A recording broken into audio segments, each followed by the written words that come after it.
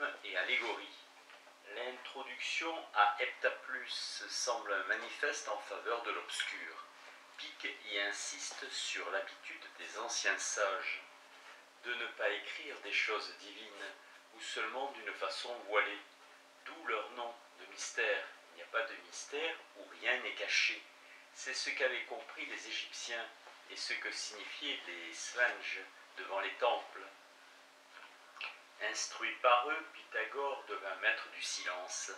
Notre Platon a tellement caché sa doctrine sous des voiles d'énigmes, de symboles mythiques, des images mathématiques et des raisons obscures qu'il a déclaré lui-même dans ses lettres que nul ne pouvait avoir clairement compris ses écrits sur la divinité. Policien déclare de même dans une préface pour le Charmide qu'Homère, Orphée, Hésiode, Pythagore, Platon et tous les sages ont enveloppé leur savoir de fable comme d'écran protecteur pour créer un obstacle à l'intelligence des vérités supérieures et en interdire l'accès aux indignes. L'Académie aime l'ésotérisme, mais cette loi où elle se plaît à voir une tradition sacerdotale s'applique à toutes les créations éminentes, à celles du passé comme à celles d'aujourd'hui. Elle sert à illustrer le système de ses préférences. Épique n'hésitera pas, en désespoir de cause, à invoquer une fois de plus Origène, l'Aréopagite, la Kabbale, les Pythagoriciens et les Sphinx d'Égypte pour justifier le caractère abscon de la canzone de Benivieni et les efforts de son interprète. Toute poésie est pleine d'énigmes, avait dit Platon, et non sans quelque ingénuité. L'Académie tient d'instinct pour un signe d'excellence l'obscurité de certains ouvrages. Elle répond en effet à l'essence même de la poésie. La vieille interprétation de la poésie comme ars divina, remise en honneur par les commentateurs de Dante, trouve ici son développement complet. L'idéal de la théologie poétique est de diriger l'esprit de surprise en surprise par l'exégèse des images et des fables.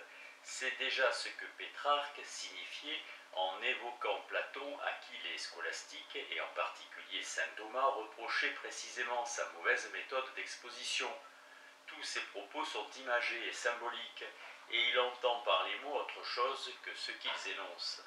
Les humanistes florentins ont répété en l'envie la maxime d'Aristote « L'amour des mythes est une forme de philosophie ».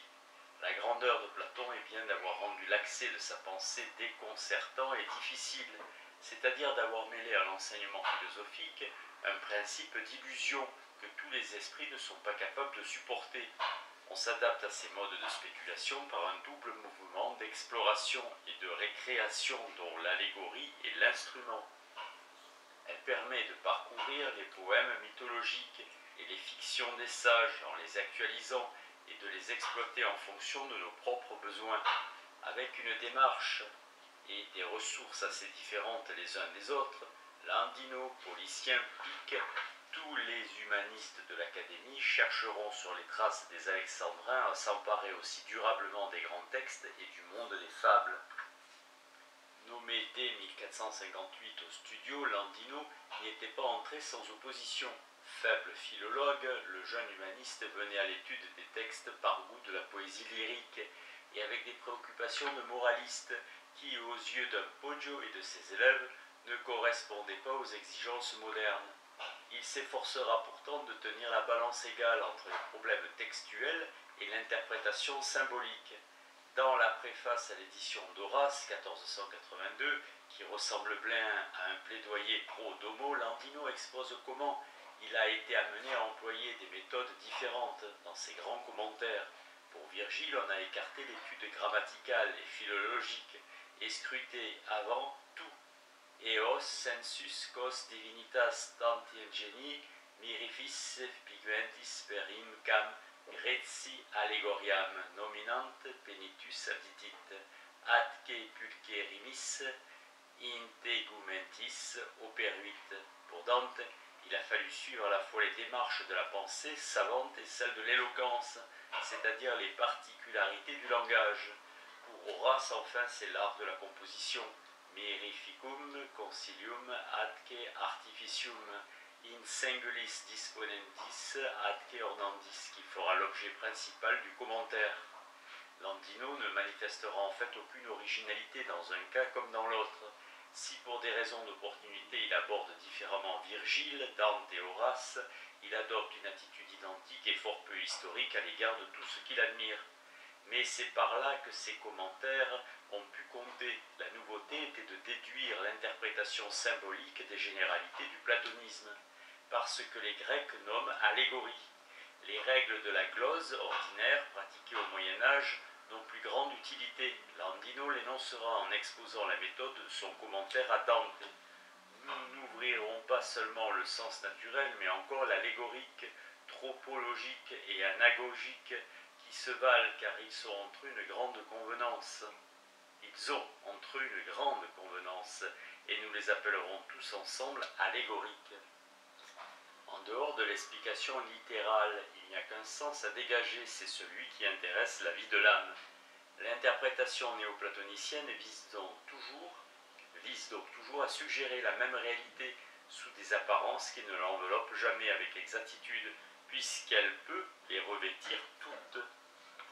La plus notable de ces nouvelles exégèses fut celle des 6 premiers chants de l'Énéide, dont l'exposé confié à Alberti au livre 3 et 4 des entretiens des Camaldules.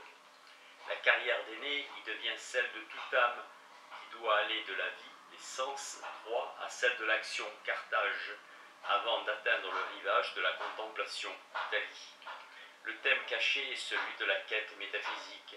Le voyage et le déploiement des errements moraux, la mer avec ses monstres, symbolisent l'appétit du sensible. La descente aux enfers est l'absorption de l'âme raisonnable à la recherche de la nature du mal et du vice. Junon sera donc le principe de la vie active, Vénus celui de l'aspiration idéale. Vénus céleste que l'on distinguera avec soin de la Vénus terrestre. Bref, sous de magnifiques ornements poétiques, le poète nous a présenté le héros qui, purifié de nombreux et grands vices, et finalement rehaussé par d'admirables vertus, a atteint le but qui est le bien suprême de l'homme et que seul le sage peut atteindre. À l'intérieur de l'histoire d'Énée s'inscrit l'essentiel de la destinée humaine. Landino ne craint pas de déclarer que ce travail exige certains aménagements du texte, qu'il faut négliger certains passages et en souligner d'autres. Il confesse surtout qu'il est de son devoir de ramener au dogme platonicien le poète païen. Il y a donc, malgré l'analogie des procédés, une différence entre l'exégèse du Trecento et celle de Landino. C'est la pensée religieuse de l'Antiquité qui sert de base d'interprétation, et le commentateur a même su percevoir certains conflits qui en résultent entre la doctrine stoïcienne du fatum et celle de la providence, en particulier dans le 6e chant, où il faut faire leur part aux enseignements des mathematici, astrologues.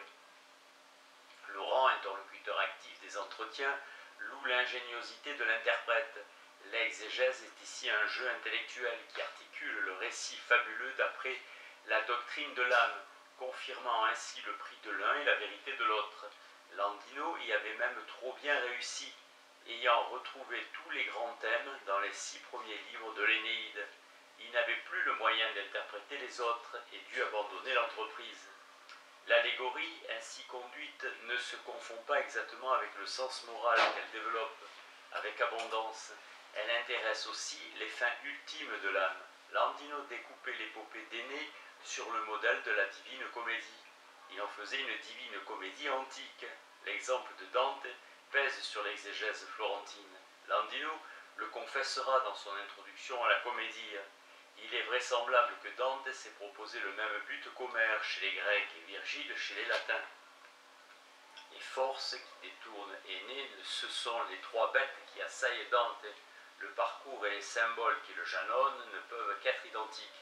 C'est à travers le platonisme, comme l'avait posé Ficin dans sa préface au De Monarchia 1466, que l'exégèse peut lire en quelque sorte l'un dans l'autre Dante et Virgile. Toute épopée est description de l'âme. La tension de l'allégorie est d'autant plus forte que le récit semble se dérouler plus librement. En ayant l'air de décrire des réalités modestes et inférieures, ou de se divertir à de simples fables pour charmer les oreilles des auditeurs, c'est alors surtout qu'elle exprime des choses élevées, cachées dans la source même du divin. L'allégorie n'a donc pas pour but de traduire l'œuvre en concept. Les choses élevées de l'ordre poétique sont au-delà du concept. Le monde des fables est le vêtement de l'âme. L'allégorie tente d'en arracher l'essentiel.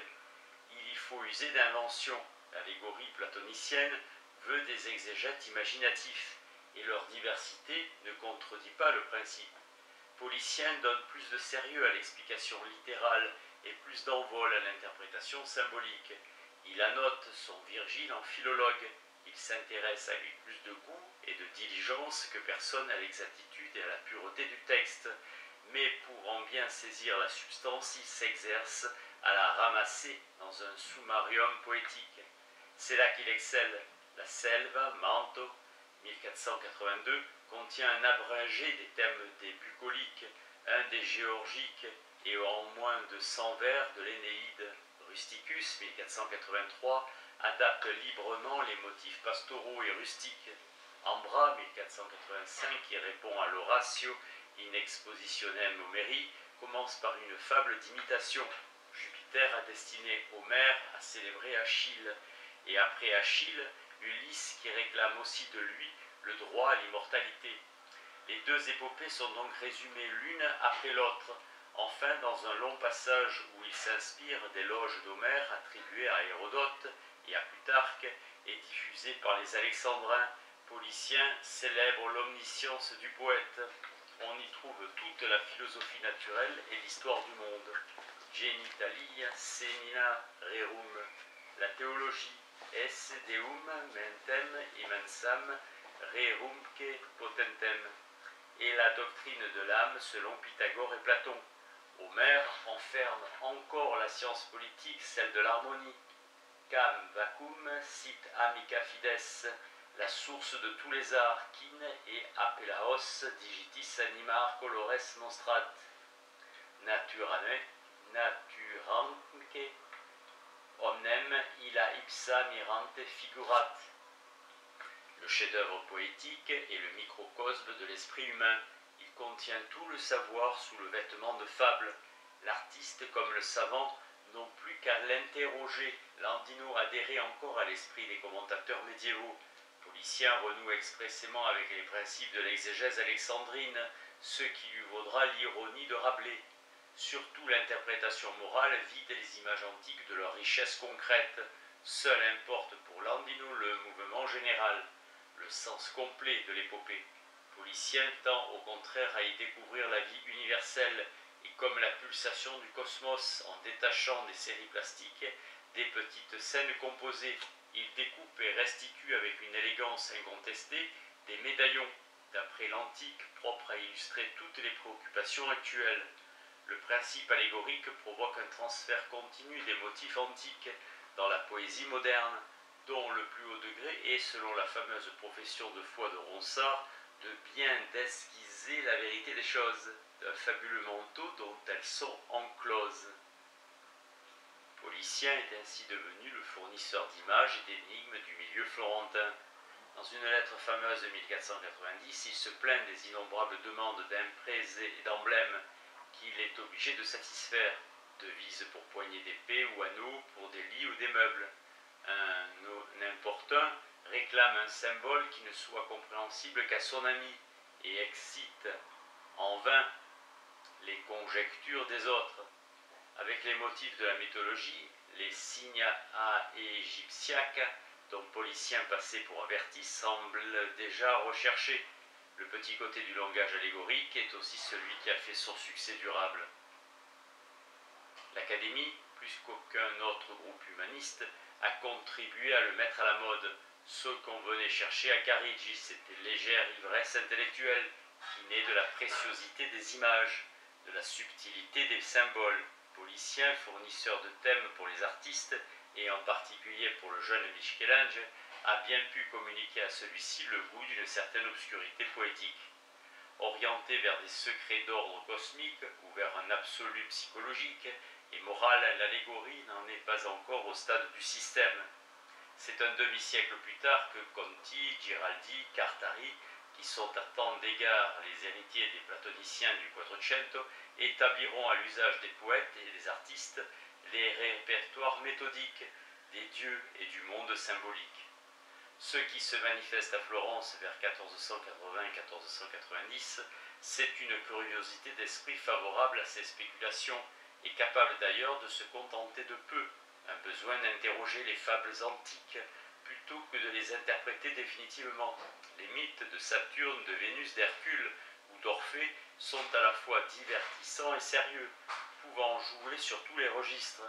Ils deviennent indispensables à l'imagination, mais la raison profonde pour laquelle l'allégorie occupe une place si démesurée dans l'activité des humanistes de Careggi, c'est sans doute qu'elle était leur principal instrument de travail, le moyen de résoudre et parfois d'éluder une double tension caractéristique de l'époque et particulièrement sensible au milieu florentin, l'une qui tient à la concurrence, en tout cas à l'articulation imparfaite, de la référence astrologique et de la référence morale, ou encore du cosmique et du psychologique. L'autre, plus général, naît de l'accord de plus en plus urgent à établir entre la culture antique, à laquelle on adhère passionnément et dont la récupération est plus complète d'année en année, et les besoins de la culture contemporaine. Tout le problème des allégoriseurs florentins est là. Le déploiement singulier donné aux exégèses de type alexandrin tend à traiter comme une autre écriture les épopées homériques, Virgile, Ovide, et par là à reporter toute l'Antiquité dans une sorte de royaume imaginaire, comparable à celui où l'on place les produits de l'art grec et romain. L'attitude des néoplatoniciens de Careggi fournissait du moins un cadre cohérent pour répondre à la dilatation rapide et indéfinie des connaissances fournies par l'humanisme philologique et archéologique. Il semble permis d'établir un rapport direct entre les deux développements. Les difficultés commençaient au moment où il fallait adapter à un ordre philosophique précis le jeu des allégories d'Homère et Virgile, le rectifier dans le sens platonicien, accroître et améliorer le répertoire tiré de la fable. De bonne heure, Pic rêve d'une poétique théologia où, reprenant l'œuvre de Landino, il aurait scruté à son tour les arcanes d'Ulysse. Il se fait fort d'aller plus loin que tous, il se sent capable de supprimer les ambiguïtés, développer l'implicite, réduire l'erreur, tout en s'adressant à l'énigmatique et à l'occulte. Sa passion pour les sources inédites de l'hébraïsme trahit la joie de pénétrer dans un paysage de symboles encore inconnus. L'ambition de l'Heptaplus est de substituer à toutes les exégèses anciennes de la Genèse une démarche définitive, d'interpréter sans le secours d'aucun des commentateurs précédents la création complète du monde, et s'il faut distinguer la superposition de 7 sens différents, ce sera en reprenant toujours au point de départ chaque argument dans un ordre d'exposition continu et sans confusion. Pic énonce ce programme avec autorité, c'est que sa méthode se fonde sur les lois universelles de l'analogie. Il y a 3 mondes. Dans le premier, Dieu préside immobile aux 9 cœurs des anges, pareil à des sphères. Dans le second, l'Empyrée gouverne les 9 sphères célestes, comme un chef son armée. Dans le monde élémentaire apparaissent enfin 3 groupes de formes corruptibles, inertes, végétales et sensibles. Ces ordres sont en correspondance. Liés par les liens de la concorde, tous ces mondes échangent avec une générosité réciproque leur nature et même leur nom. C'est là, si quelqu'un l'ignore encore, le principe de l'interprétation allégorique. Les anciens pères ne pouvaient convenablement représenter une réalité par l'image de l'autre sans connaître les amitiés et les affinités occultes de la nature entière.